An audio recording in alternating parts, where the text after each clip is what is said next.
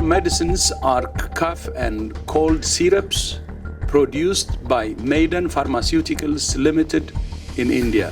WHO is conducting further investigation with the company and regulatory authorities in India.